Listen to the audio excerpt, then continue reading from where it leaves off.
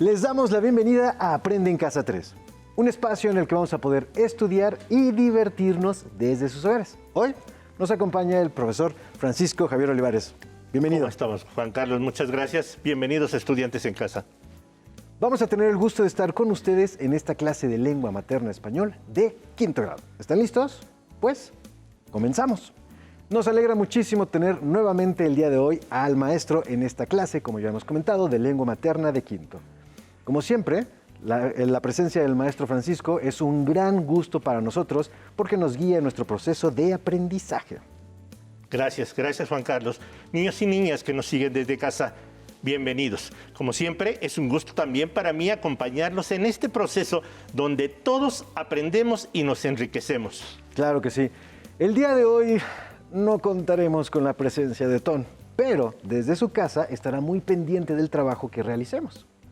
Pues extrañaremos mucho a Tom, pero me alegra saber que nos estará acompañando, como también nuestros niños y niñas que desde su casa nos van a dar seguimiento. Claro que sí. Y cuéntanos, profesor, ¿qué haremos el día de hoy? Hoy iniciaremos el trabajo con una nueva práctica social del lenguaje, la número 11, que consiste en escribir una obra de teatro con personajes de textos narrativos. Juan Carlos, ¿nos ayudarías a leer el propósito que está en la página 128 del libro de texto? Con todo gusto, profesor. Dice: el propósito de esta práctica social del lenguaje es escribir una obra de teatro con personajes de textos narrativos para hacer una lectura dramatizada. Muy bien. Y díganos, profesor, ¿qué haremos para lograr este propósito? Muy bien. A lo largo de 8 sesiones nos ocuparemos de reflexionar en torno a qué es una adaptación. Recordaremos las características del texto narrativo y la obra de teatro.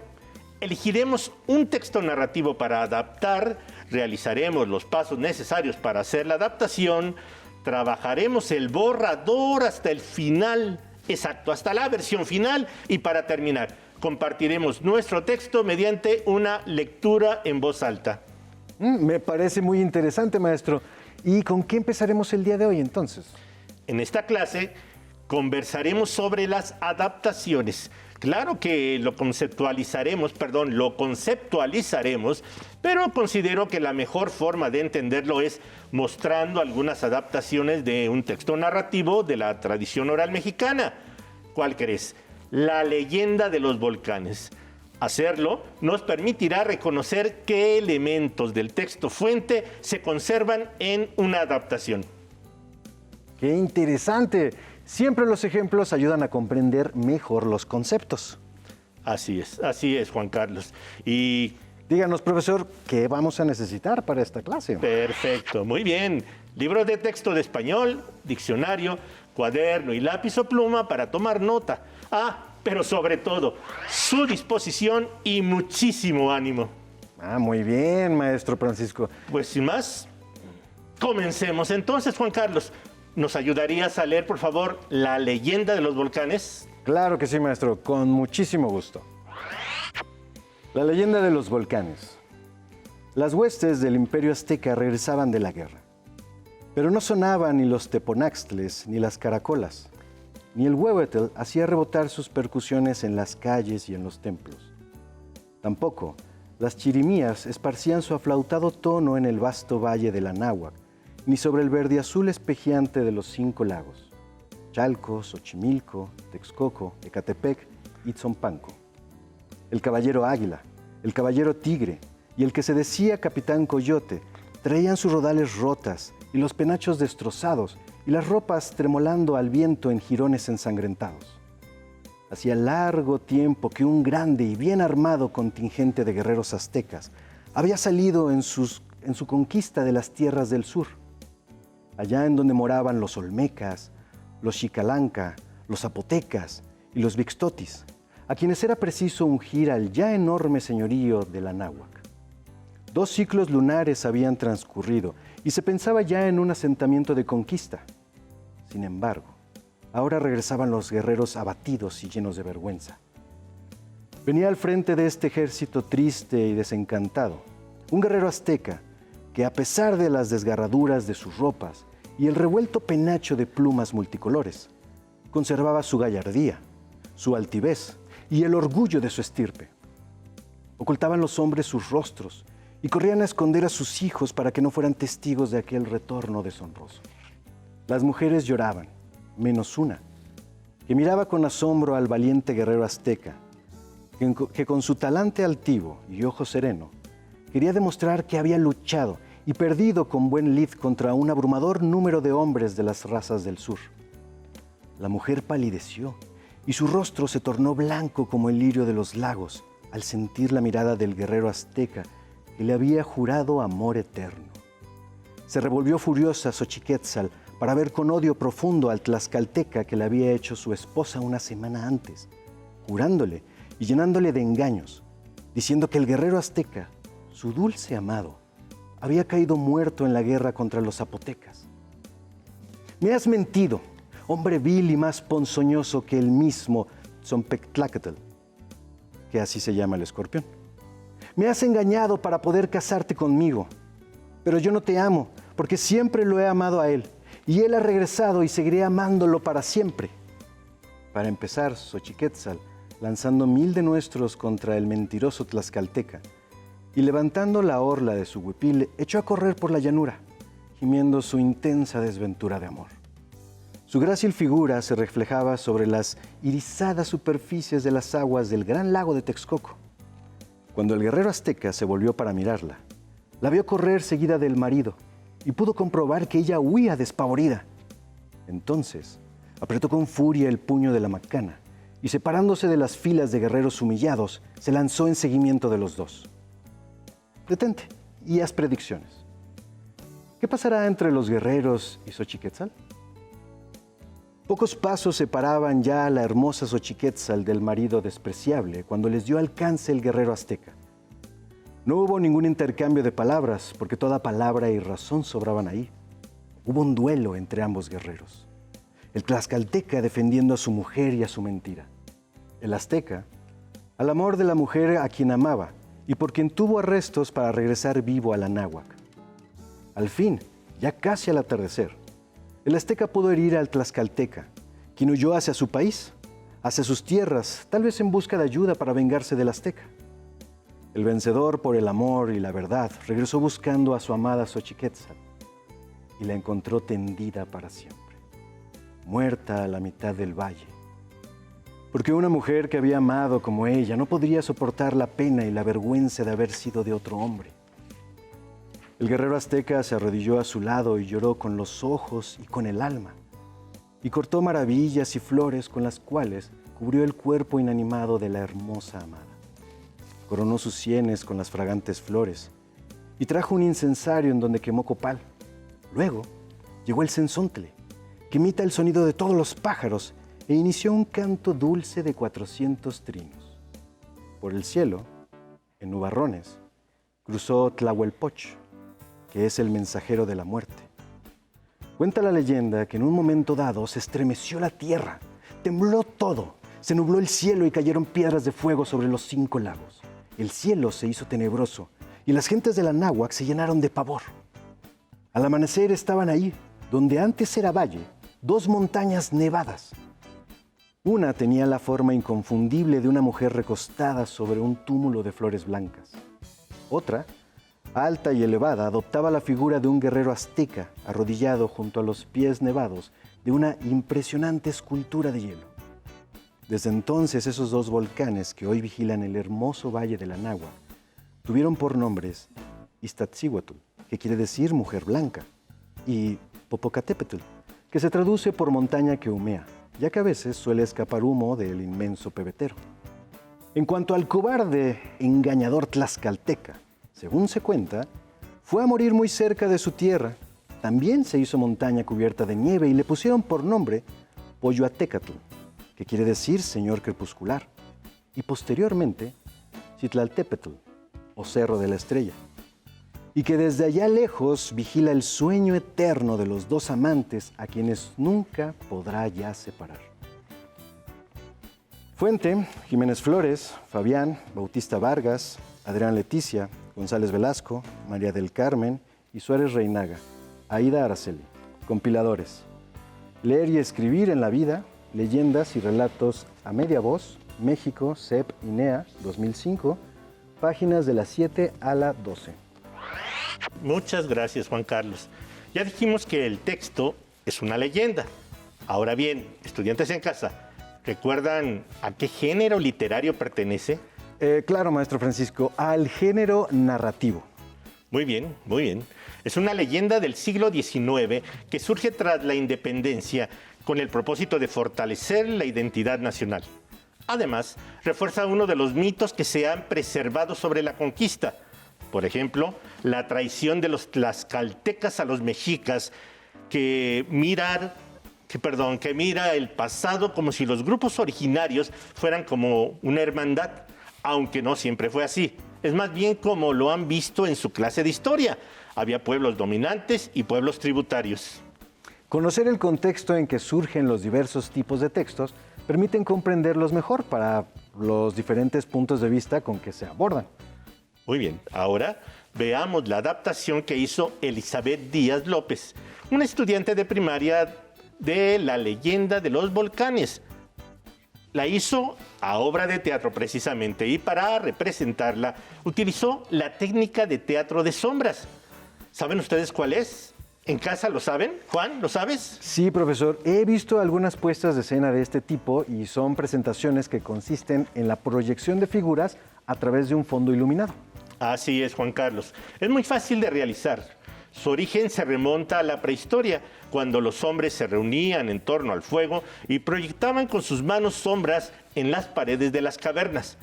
Consideren esta opción para la presentación de su producto final, si quieren una alternativa a la lectura en voz alta. Muy buena idea, maestro Francisco, me gusta. Pues vamos a ver el video. Todos ponemos atención, por favor. Vamos a verlo. La leyenda de los volcanes. Esta historia de amor se origina hace mucho tiempo en un pueblo del Valle de México, donde vivía un valiente guerrero llamado Popoca. Popoca era un joven apuesto y de buen corazón. Estaba enamorado de la princesa Ista, quien era la hija más bonita del monarca de la aldea. Princesa Ista, eres la niña más hermosa y tierna del pueblo, y quiero estar a tu lado toda mi vida. Yo también deseo vivir por siempre a tu lado, amado Popoca. Hablaré con tu papá para que nos dé su permiso y podamos casarnos. Sí, es lo que más deseo, Popoca. Esa misma tarde, Popoca fue con el papá de Ista para pedir su consentimiento. El monarca de Xosomoc, que era un hombre noble y justo, les dio su consentimiento, pero antes Popoca debía cumplir una importante misión. Mi señor, estoy ante usted para pedir su aprobación. Su hija Ista y yo estamos enamorados y deseamos estar juntos por siempre. Popoca, eres un buen muchacho y estoy orgulloso del amor que le tienes a mi hija. Les doy mi consentimiento para casarse.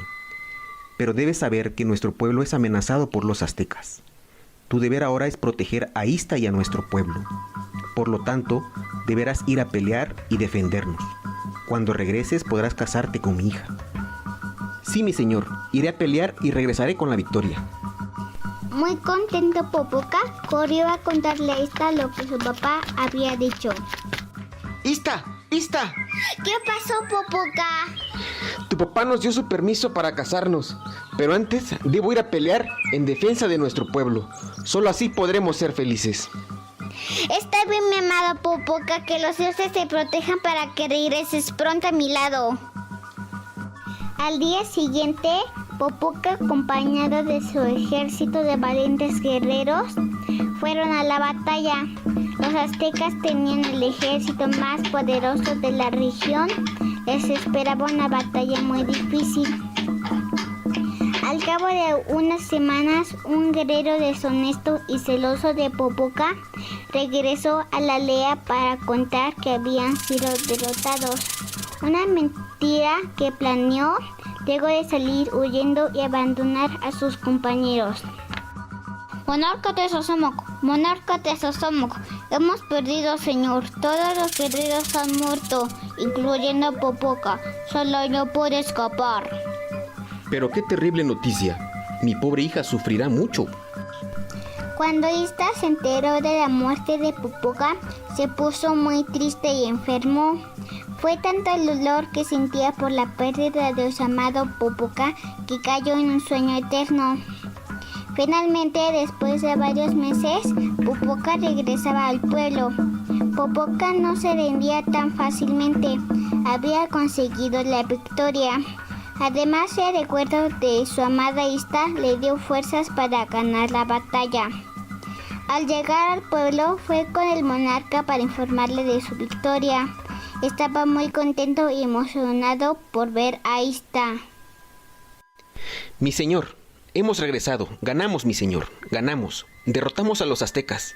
He cumplido con la misión. Ahora podré ser muy feliz con su hija. ¿Dónde está Ista? Quiero verla. Popoca, hijo. Esas son muy buenas noticias. Sin embargo, debo contarte que hace unas semanas nos dijeron que había sido derrotado, y esto provocó que Ista se enfermara y cayera en un profundo sueño del que nunca podrá despertar. Lo siento mucho, Popoca. Mi señor, no puede ser. ¿Dónde está? Quiero verla. Popoca, desconsolado, corrió a ver a su amada. La princesa vestía toda de blanco. Estaba recostada en un lecho de flores. En la cabeza llevaba una corona elaborada con las flores más lindas del campo. Ista, amor mío, despierta. He regresado. Ahora podremos ser felices juntos. Despierta, Ista. Sin embargo, por más esfuerzo que hizo Popoca, Ista no despertó. Popoca la cargó entre sus brazos y la llevó hasta la cima de la montaña, donde la recostó y le dio un beso en la frente. Después encendió una antorcha y se arrodilló ante ella para cuidarla por siempre. Desde lo alto, los dioses que observaban todo lo que ocurría fueron conmovidos por la historia de amor de Ista y Popoca, que decidieron convertirlos en majestuosos volcanes para que fueran recordados por siempre. Desde entonces, el Iztaccíhuatl luce cubierto de nieve en honor a la hermosa princesa Ista, que duerme por la eternidad, y el Popocatépetl junto a ella en honor al imbatible y valiente Popoca, quien siempre cuidará de su amada.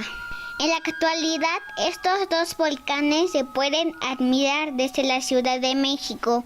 Se cuenta que siempre que Popoca se acuerda de Ista, su corazón late con tanta fuerza y su antorcha arde con más intensidad que provocan las erupciones y fumarolas del Popocatépetl, manteniéndolo por siempre activo. Muchas gracias. Muy bien, Juan Carlos. Niños y niñas que nos ven desde casa, ¿qué elementos conservó esta adaptación del texto fuente que leímos?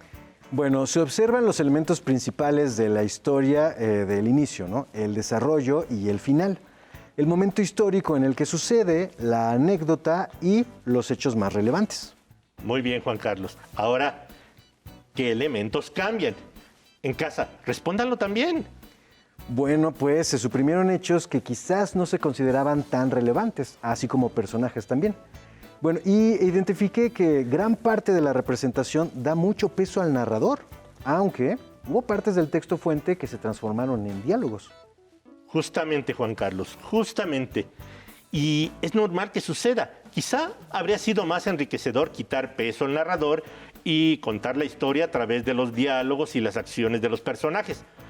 Antes de continuar, empecemos a formalizar nuestras reflexiones, ¿de acuerdo?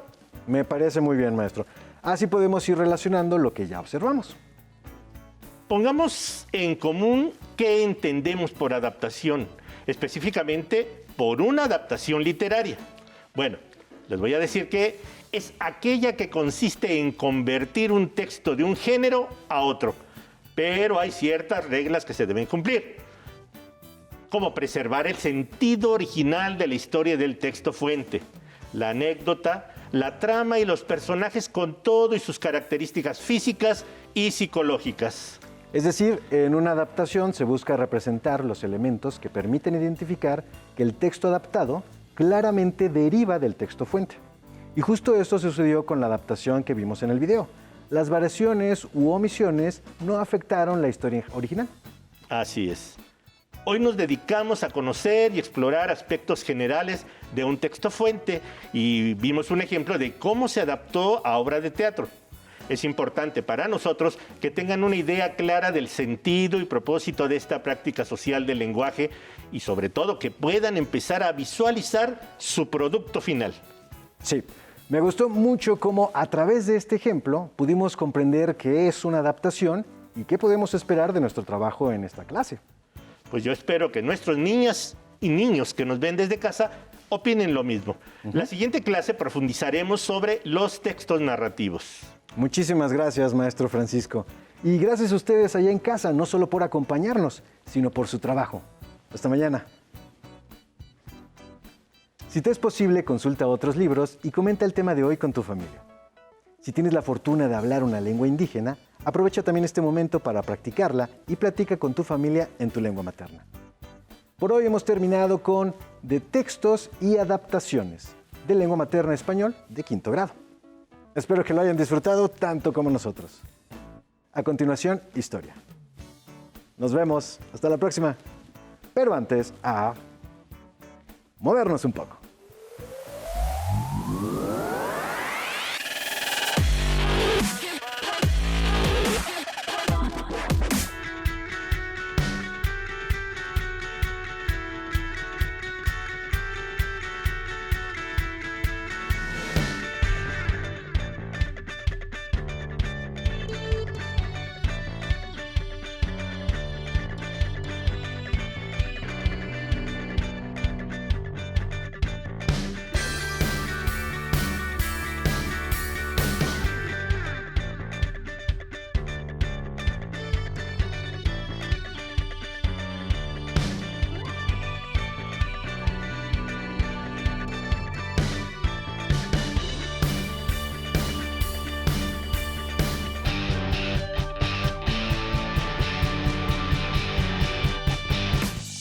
Si no tienes el libro de texto o necesitas ayuda para responder las preguntas, contáctanos.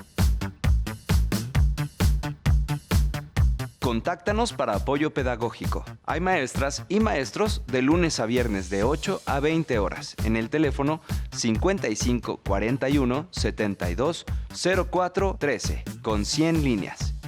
También puedes encontrar los libros de texto en la página conaliteg.sep.gov.mx. Si quieres volver a ver los programas de Aprende en Casa, los puedes encontrar en la siguiente liga: aprendeencasa.sep.gov.mx.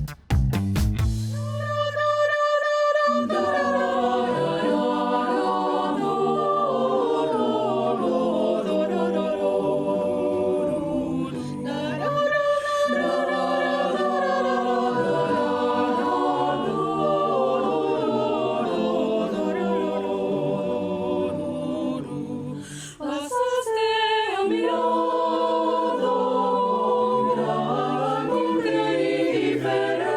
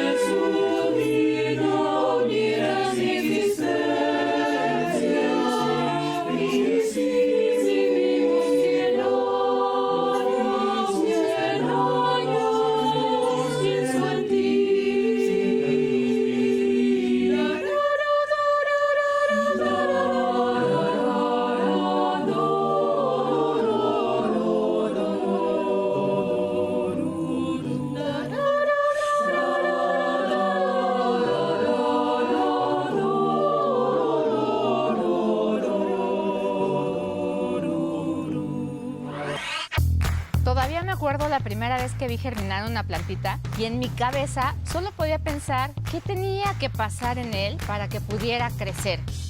En mi casa todo empezó con un juego, con mi pequeño microscopio. A veces mezclando cosas en el baño y explorando todo lo que me encontraba a mi paso. En mi familia no era tan común que alguna mujer estudiara profesionalmente alguna ciencia y nunca faltó el familiar que me dijera: ¿por qué estudias eso? Nadie se va a querer casar contigo. Decidí estudiar ingeniería bioquímica porque me ayudó a entender cómo funcionaban los seres vivos, pero también empezó mi camino para descubrir soluciones que nadie más había encontrado. Hace unos años, innovamos en el mundo de la nanotecnología, creando una nueva molécula capaz de matar virus, ayudando a acabar con una crisis de ébola. La vida te va a poner miles de retos. Está en ti seguir tus sueños, innovar y crear esperanzas y, sobre todo, dejar tu nombre marcado en la historia. Momento de jugar, de poder contestar. Aprende rápido y vuelve a jugar. Responde la pregunta, ven a participar. Hay 5 segundos, vamos a contestar.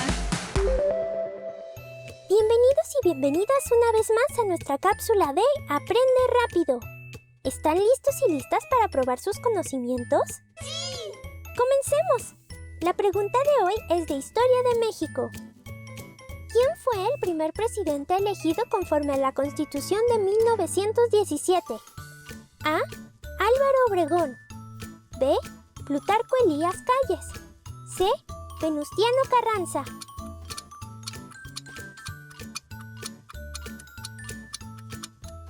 La respuesta correcta es C. Venustiano Carranza. Como presidente provisional de México, Venustiano Carranza convocó a la Constitución de 1917, que lo convirtió en presidente constitucional hasta 1920. Murió asesinado en mayo de 1920 mientras dormía. Uno de sus más grandes éxitos fue la promulgación de la Constitución de 1917. Esperamos que con la pregunta de hoy hayan adquirido un conocimiento nuevo. Y recuerden, para evitar enfermedades es importante lavarse las manos frecuentemente con agua y jabón. ¡Hasta la próxima!